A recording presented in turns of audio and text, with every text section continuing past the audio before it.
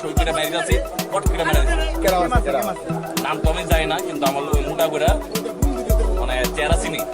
না, এটা সম্পূর্ণ মিথ্যা কথা। আমরা এরকম কোনো শুনি নাই।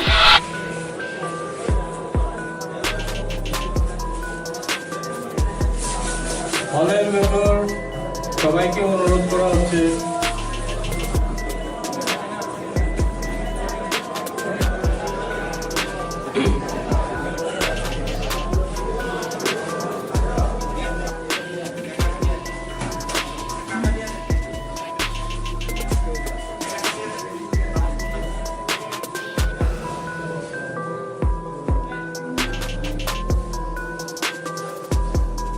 আসলে আমরা জিতবো। অলরেডি প্রথম ও দ্বিতীয় রাউন্ডের পরে যেটা এসেছে, আমরা তো অনেক বেশি ভোটের লিড আছে, সুতরাং দুটো আমরা জিতবো। দিল্লিতে এবং কেন্দ্রতে, দিল্লিতে এবং ত্রিপুরাতে অলরেডি তো 300-র উপরে, প্রায় 320-র কাছাকাছি আসনের দিকে তো আমরা আছি।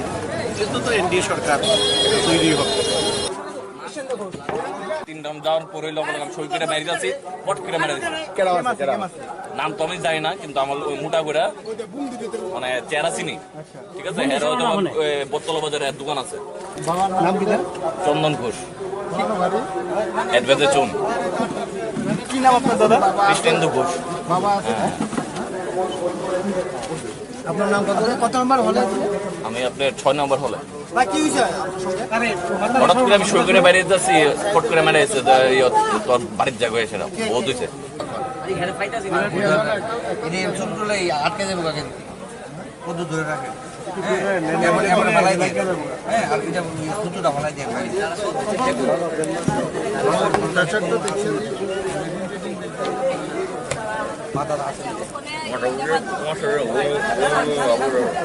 তারা 24 পার্টি একখানে হয়েছিল, সব দল একসাথে হয়েছিল দিল্লিতে। তখন থেকে ভারতবর্ষের জনগণ বুঝে গেছিল যে এই যে দল হয়েছে, তারা একত্রিত হয়েছে, তাদের দ্বারা যদি কোনো ধরনের ভুলে ভারতবর্ষের জনগণ যদি তাকে ভোট দিয়ে দেয়, তাহলে ভারতবর্ষের সর্বনাশ ডেকে এনেছে।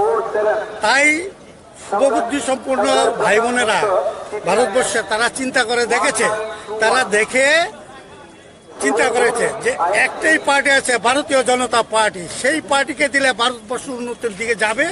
কি এখন উন্নতি হয়েছে? আর 5 বছরে যেটা করেছে, 5 বছর পরে দেখুন ভারতীয় জনতা পার্টি কি ভারতবর্ষকে কি বানাচ্ছে। আর ঘুমাচ্ছে না কেন? আমরা তো আগের থেকেই জানি।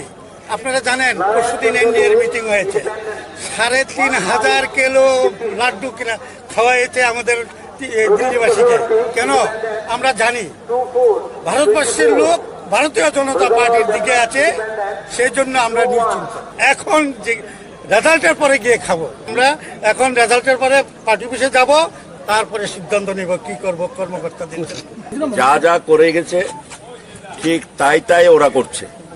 সিপিএম আগে করতো, এখন বিজেপির ওরা করে, ডিফারেন্স নেই, একরকমই আছে।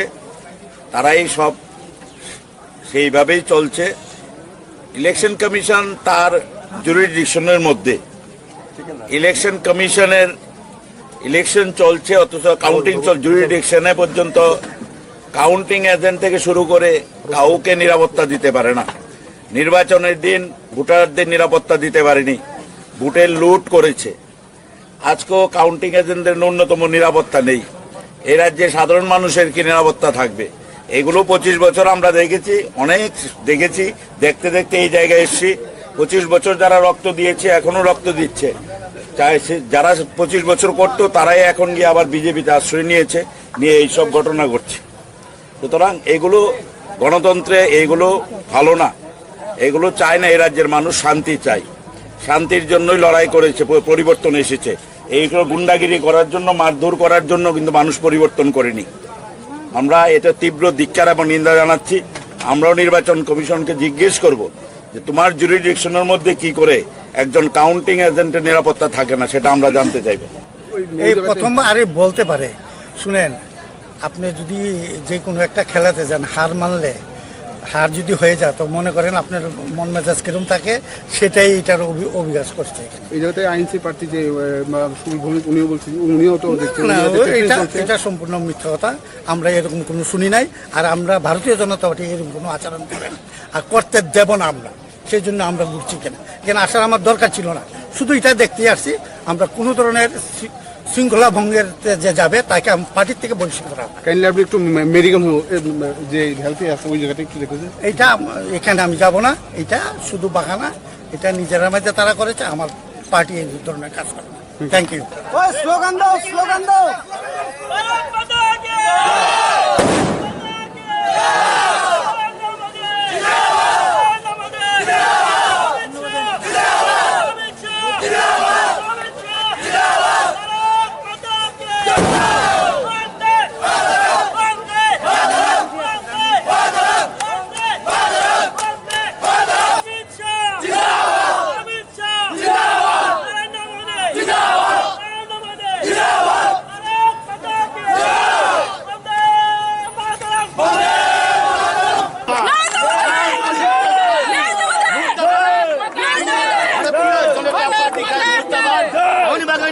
যিনি ত্রিপুরার বিপ্লব দেবনী নেতৃত্বে, যিনি জিষ্ণু দেববর্মানী নেতৃত্বে, যিনি আরো প্রতিমা ভৌমিক, যিনি রেবতী ত্রিপুরানীর নেতৃত্বে, যিনি আরো বারবার যিনি সেকাঙ্গ যিনি ইলেকশন তঙ্গত ইভেন এডিসি এলাকাও মিউনিসিপালিটিও পঞ্চায়েত বিজেপি दाएं बाएं आगे पीछे ऊपर नीचे सब बीजेपी त्रिपुरा राज्य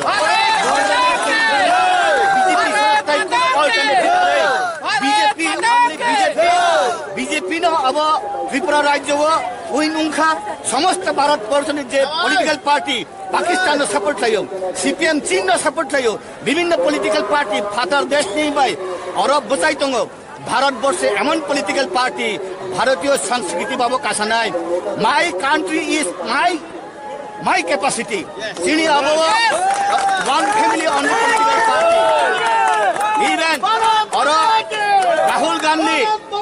राहुल गांधी ना आं एटाक थाइना नाया किंतु नेशनल लेवल राहुल गांधी बो पाइयांगय जेमन इन जगाओ प्रियंका गांधी ने प्रोजेक्ट थाइमा हाय त्रिपुरा राज्य महाराजा प्रद्युत विक्रम किशोर मानिक प्रेसिडेंट तंगति बहुत बचाना तंगने और चीनी प्रज्ञा न बचारियो आउन मागने संग साका ई भारतवर्ष ताई कोन पार्टी करे त्रिपुरा ताई कोन पॉलिटिकल पार्टी करे बीजेपी इवन विलेज कमिटी निचिमी अप टू पार्लियामेंट पर्यंत त्रिपुरा जो बीजेपी नो ओनली पॉलिटिकल पार्टी नमस्कार भारत माता की जय जिंदाबाद बीजेपी जिंदाबाद बीजेपी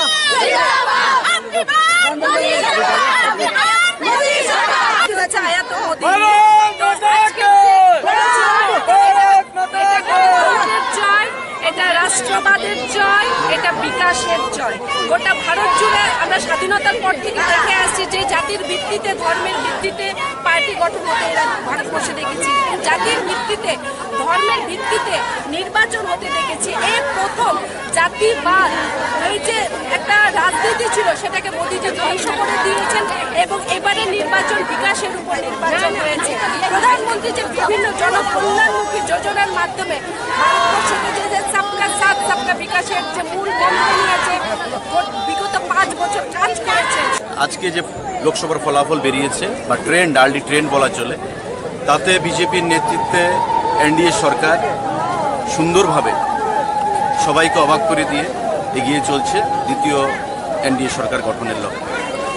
এবং এই জয়টা প্রত্যাশিত ছিল এবং এই প্রত্যাশিতভাবেই সারা দেশে যে দ্বিতীয়বার নরেন্দ্র মোদীর নেতৃত্বে সরকার গঠিত হচ্ছে সেটা এটাই প্রমাণ করে যে বিগত 5 বছরে নরেন্দ্র মোদীর নেতৃত্বে যে সুশাসন এই দেশে প্রদান করা হয়েছে সেটা দেশের সার্বভৌমত্ব বলুন, দেশপ্রেম বলুন, বালাকোটের পাকিস্তানের ঘাঁটিতে গিয়ে তাদেরকে আক্রমণ বলুন বা দেশে একের পর এক যে বলিষ্ঠ সিদ্ধান্ত গ্রহণ করা হয়েছে তারই প্রতিফলন, তারই জয় হিসাবে এবং ভারতবাসীর জয় হিসেবে, সমগ্র দেশপ্রেমী মানুষের জয় হিসেবে আমরা সেটাকে উল্লেখিত করতে চাই।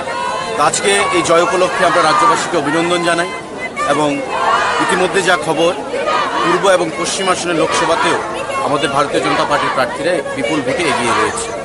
1 বছর আগে সরকার গঠিত হয়েছে, মানুষের অনেক আশা প্রত্যাশা, তো স্বাভাবিকভাবেই নরেন্দ্র মোদীজির উপর নির্ভর করে বিগত বিধানসভা নির্বাচনে এই রাজ্যে যে পরিবর্তন সংঘটিত হয়েছে, মানুষ এই রায়ে এটাই প্রমাণ করে যে মানুষ ভারতীয় জনতা পার্টির প্রতি সেই আস্থা এখনও সেই সমর্পণটা রেখেছে।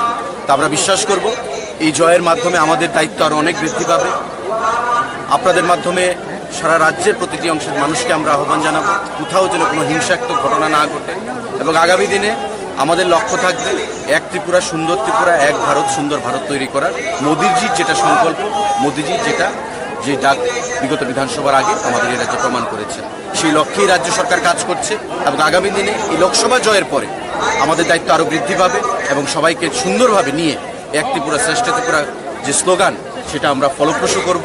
আপনাদের মাধ্যমে রাজ্যের জনগণের কাছে আমরা আহ্বান জানাচ্ছি। আবারও এই ঐতিহাসিক জয়ের জন্য সবাইকে আমরা অভিনন্দন জানাচ্ছি এবং বিশ্বাস করব আগামী দিনে মানুষের যে প্রত্যাশা, আশা, আকাঙ্ক্ষা, সেই জিনিসটা যেন ফলপ্রসূ হয় এই রাজ্যে।